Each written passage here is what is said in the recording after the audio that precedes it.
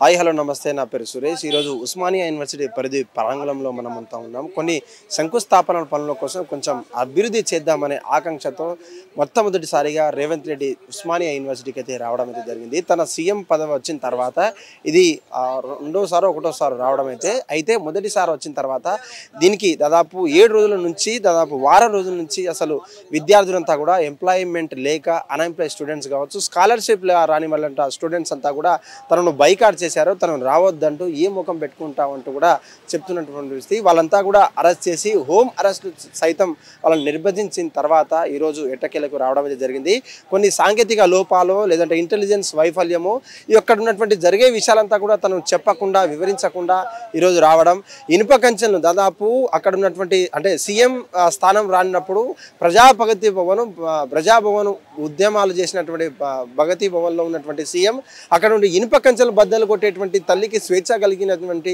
అంశం మాది తెలంగాణ రాష్ట్రంలో కాంగ్రెస్ ప్రభుత్వం అని చెప్పుకునేటువంటి ఆ స్థానంలో ఈరోజు ఉస్మానియా యూనివర్సిటీకి రావడానికి గల ఇనుప కంచెల మీద భారీ బందోబస్తు రావడం అసలు అక్కడ ఉన్నటువంటి విద్యార్థులు ఏ విధంగా చూస్తారు ఆ యొక్క ఇనుప కంచెలకు సంబంధించినటువంటి పూర్తి వివరాలు నిరుద్యోగం ఫీ రీయింబర్స్మెంట్ స్కాలర్షిప్ ఇక్కడ నుండి మెస్ సంబంధించినటువంటి వివరాలంతా కూడా అడిగి తెలుసుకునే ప్రయత్నం చేద్దాం నమస్తే సార్ ఈరోజు ఉస్మానియా యూనివర్సిటీకి సీఎం హోదాలో ఎన్నో ప్రామిసెస్ ఎన్నో బీసీ డిక్లరేషన్ ఇచ్చినటువంటి ఎన్నో విద్యార్థులకు డిక్లరేషన్ ఇచ్చినటువంటి సీఎం రేవంత్ రెడ్డి తన పదవిలో వస్తున్నారు ఎలా చూస్తారు మీరు ఎలా స్వాగతిస్తారా ఇవాళ రేవంత్ రెడ్డి రావడం తెలంగాణ ఉస్మానియా యూనివర్సిటీ గడ్డకి ఇది ఇక్కడ శ్రీపురం యాదయ్య కానీ వేణుగోపాల్ రెడ్డి కానీ ఈశాంత్ రెడ్డి కానీ ఇక్కడ అమరులైన ఆ త్యాగాన్ని ఆ పటిమను పట్టుకొని ఇలా గడ్డ మీద అడుగుపెట్టడం మేము ఫస్ట్ మనస్ఫూర్తిగా స్వాగతిస్తూ ఉన్నాం ఎందుకు స్వాగతిస్తున్నాం అంటే రేవంత్ రెడ్డి గారు ఇలా 2014 నుంచి 10 ఏళ్ళ గత ప్రభుత్వంలో ఏ ముఖ్యమంత్రి రాని ఎడలో రేవంత్ రెడ్డి వచ్చాడు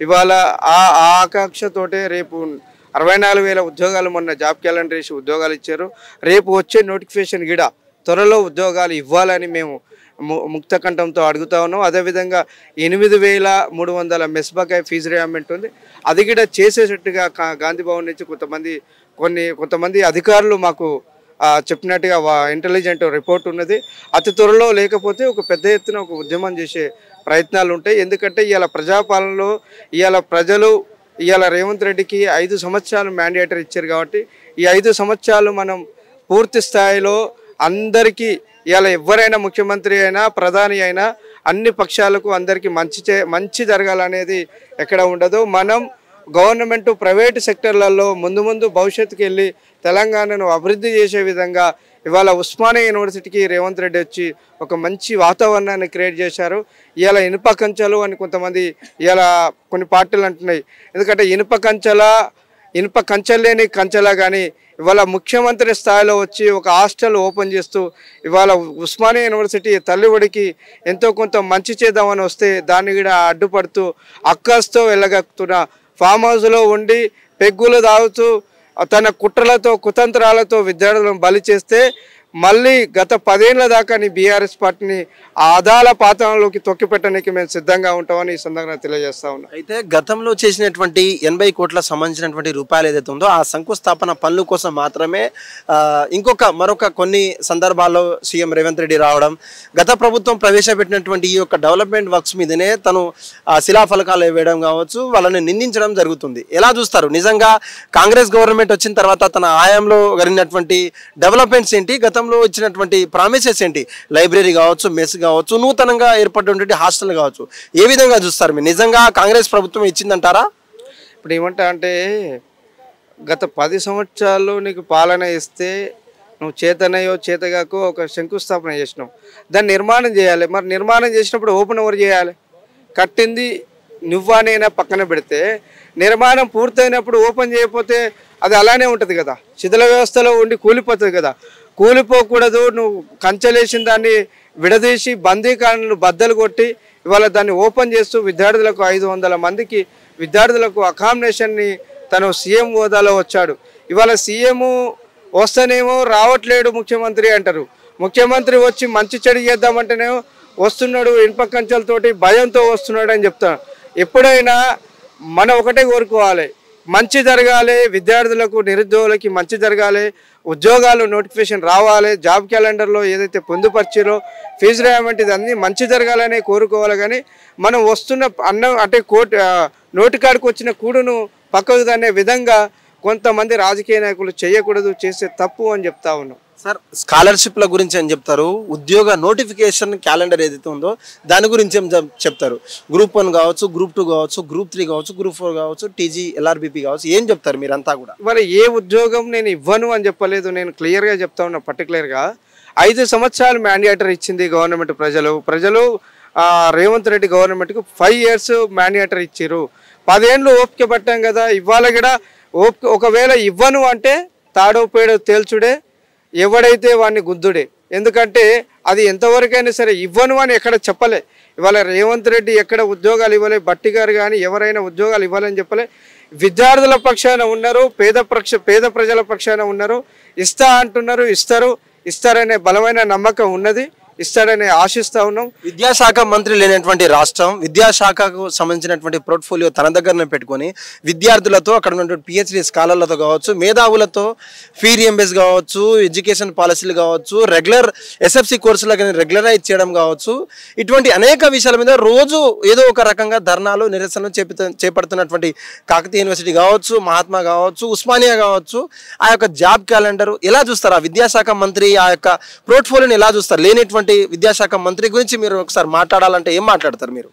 గతంలో విద్యాశాఖ మంత్రి ఇంద్ర సబిత ఉండేది.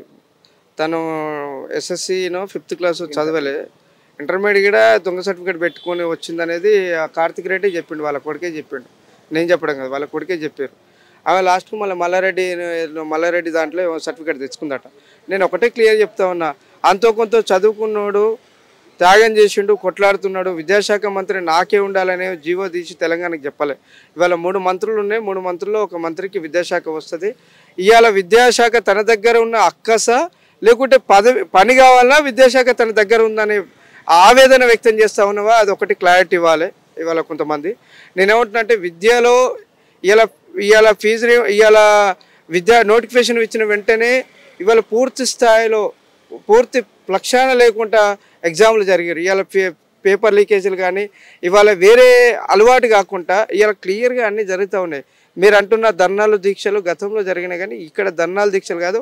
అందరూ విద్యార్థులు లైబ్రరీ పోతున్నారు. ఎప్పుడు నోటిఫికేషన్ వస్తుందా, ఉద్యోగం కొడదామనే ఆలోచనలో ఉన్నారు. అది త్వరలో ఉద్యోగాలు వస్తాయి, పూర్తి స్థాయిలో సమస్యలు సాల్వ్ అవుతాయని నేను చెప్తా ఉన్నా. విద్యార్థుల పట్ల, నిరుద్యోగుల పట్ల రోజు రోజుకు ఉస్మానియా యూనివర్సిటీ కేంద్రంగా ధర్నాలు చేసేటువంటి ఒక్క నాయకులు కూడా సీఎం రేవంత్ రెడ్డి గారిని తన రిప్రజెంట్ ఇచ్చేటువంటి అవకాశం అయితే కనబడతలేదు.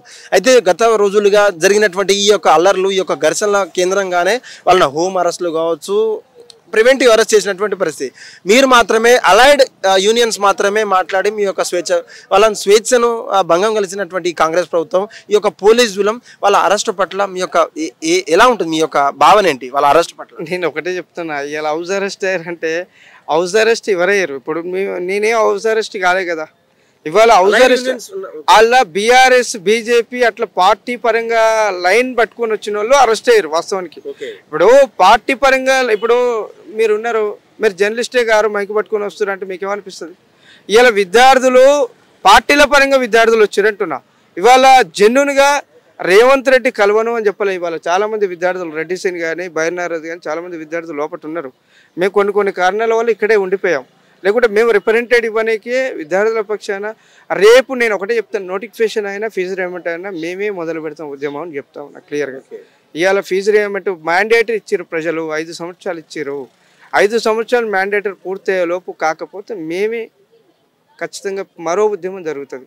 ఉద్యమాలు కొత్త కాదు, కంచెలేసిన తాళాలు వేసిన పోలీసు వ్యక్తులతోటి బంధిస్తే ఇది ఏమో పంజరంలో చిలక కాదు, బద్దలు కొట్టి బయటకు వస్తాం. అతి త్వరలో మంచి జరిగితే మంచి జరుగుతుంది, మంచి జరగకపోతే భయంకరమైన యుద్ధం జరుగుతుంది. ఓకే.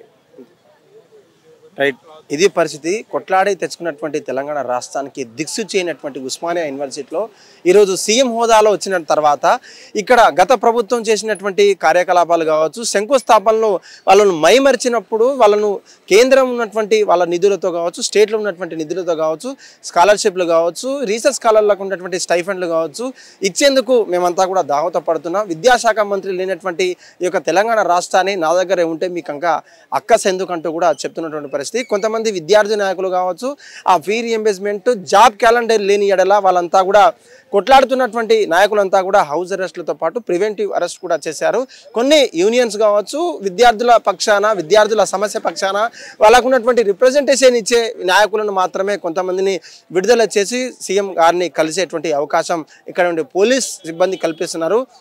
ఏదేమైనప్పటికీ తెలంగాణ రాష్ట్రంలో ఉన్నటువంటి పేరుకుపోయినటువంటి నిరుద్యోగం కావచ్చు, విద్యార్థుల పట్ల సమక్షంలో ఉన్నటువంటి సమస్యలు కావచ్చు, ఏ యూనివర్సిటీకి అందించాల్సినటువంటి అసిస్టెంట్ ప్రొఫెసర్ నుంచి మొదలు పెడితే associate professor, teaching, non teaching ఫ్యాకల్టీని అంతా కూడా భర్తీ చేసేటువంటి కార్యక్రమం రూపురేఖలు మార్చబోయే విద్యార్థుల పక్షాన నిలబడుతున్నటువంటి కాంగ్రెస్ గవర్నమెంట్ విద్యార్థులంతా కూడా ప్రోత్సహించాలి. వాళ్ళ కోసమే, వాళ్ళ అవసరం కోసమే మేము రాష్ట్రంలో ఉన్నటువంటి పాలిస్తున్నటువంటి కాంగ్రెస్ ప్రభుత్వం చెప్తున్నటువంటి పరిస్థితి. ఎవరైతే విద్యార్థులు, నిరుద్యోగులు వాళ్ళ అమ్మానాలను మొదలు పెడితే వాళ్ళ ఎవరైతే తాతలు ముత్తాతలు ఎవరైతే ఉన్నారో కాళ్ళను పట్టుకొని మరి మమ్మల్ని నించుకున్నారు. మా యొక్క గవర్నమెంట్ని నమ్మకం మీద మాత్రమే గడిల పాలన బద్దలు కొట్టేటువంటి కాంగ్రెస్ ప్రభుత్వం కాబట్టి రానున్న 5 సంవత్సరాలు కావచ్చు, ఇంకొక టర్మ్ కావచ్చు, ఈ విద్యార్థుల దశ నుంచి ఉన్నటువంటి సమస్యల మీద, ఈ యొక్క నిరుద్యోగుల సమస్య మీద పోరాడేటువంటి ప్రతి ఒక్క పనిని కాంగ్రెస్ ప్రభుత్వం తన భుజాల మీద వేసుకుంది. కొంచెం టైం ఇచ్చి చూద్దాం.